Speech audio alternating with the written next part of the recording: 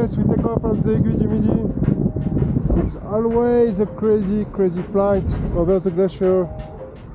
Yeah. Wow, it's crazy.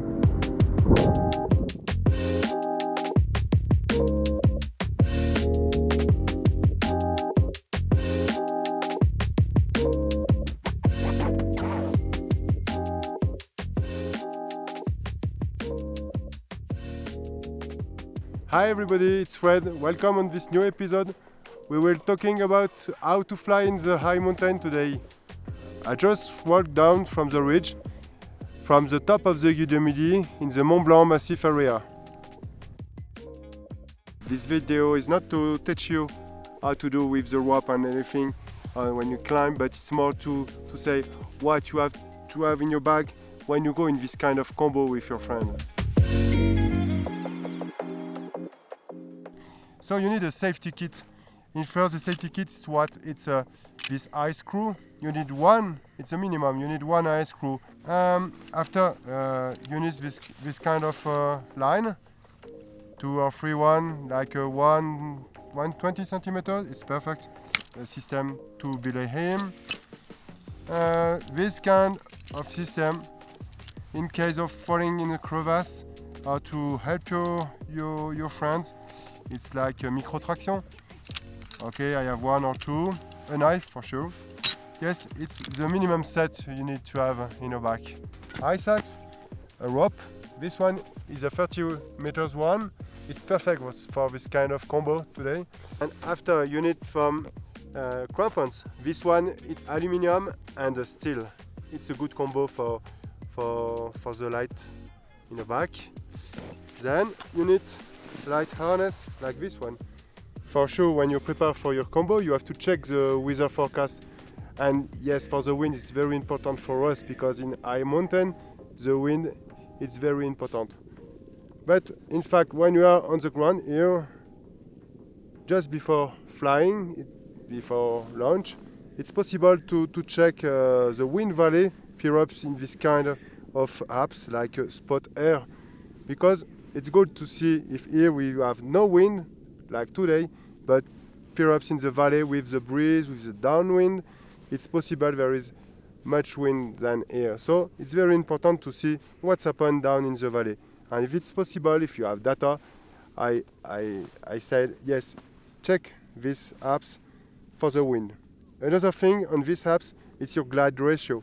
When you prepare your combo, you have to check to say, okay, it's okay if I launch from here, I can land or pass this path easily. But if you don't know exactly, you can look on the apps. So yes, it's another option, it's another tips.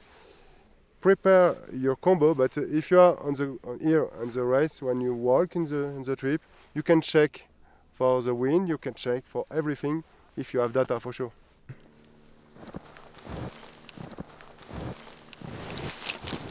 Okay, now we arrived on the takeoff. So we have to check if there is any crevasses down because we have to run for the takeoff. So with the rope, I can check and manage to see if there is crevasses just down here. Okay, Jack.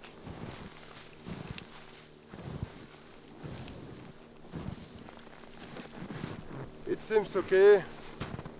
Okay, when you are in deep snow like today, it's a good advice to make a pass in the snow. Walking on the snow many times, it could be very great for your takeoff after.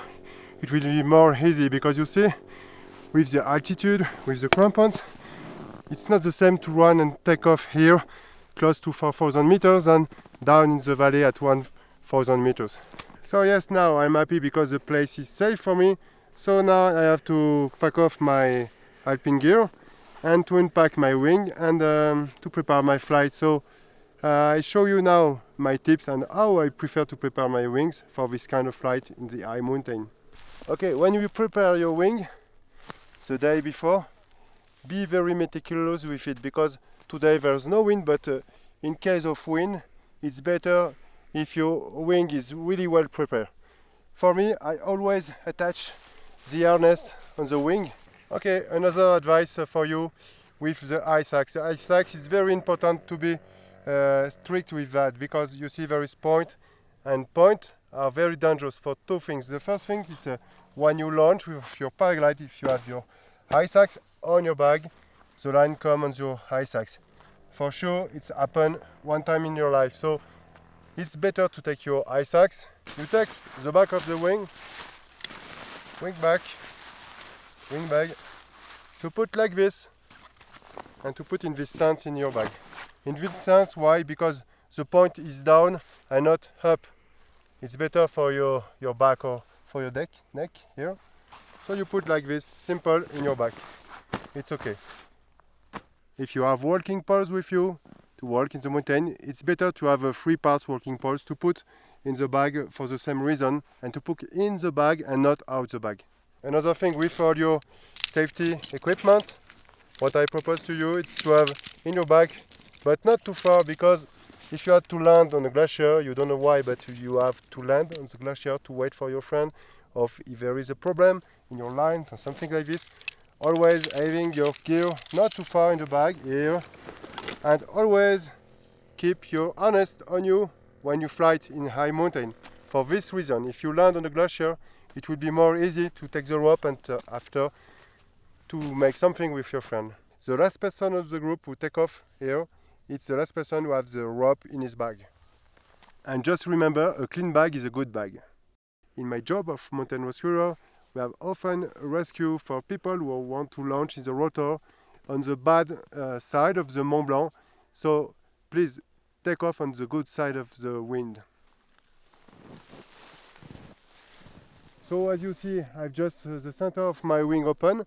It's this kind of techniques I prefer when it's very windy on the takeoff. It's very easy like this to inflate the wing when it's too much windy on the takeoff. Sometimes in the mountains there is backwind, or the slope is too steep. So it's very difficult to launch, because the wing always going down with the wind, with the slope. So now I show you an advice how to do when you are in this kind of condition. It's a stick, a simple stick, ice cream stick, and you make a hole and you put just in this line. It's a half meter. So there's two options.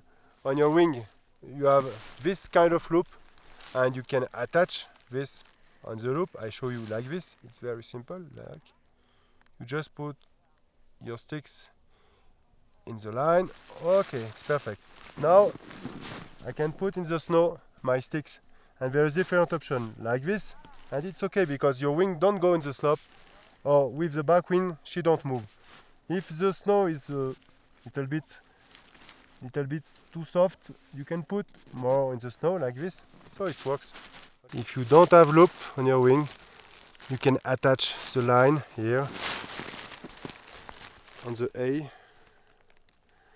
It's the same. Okay, so your wing will be like this on the top, and you can attach simply in the snow.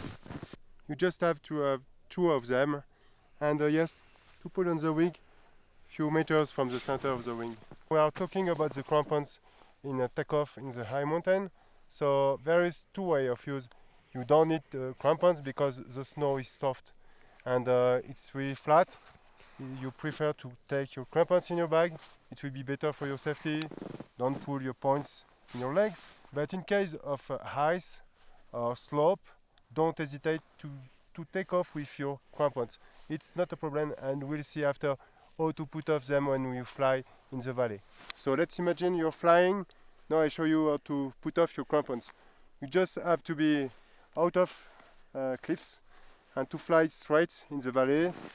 Go on your foot like this, pull off crampons the first, and yes, you have to prepare this carabiner before takeoff, and you can put one and after take the second one. What I recommend to you is to put the two crampons point on point. It's better because when you land in the valley, it's better to, if in case of bad landing, to be not injured with the points of the crampons in your legs or your thorax.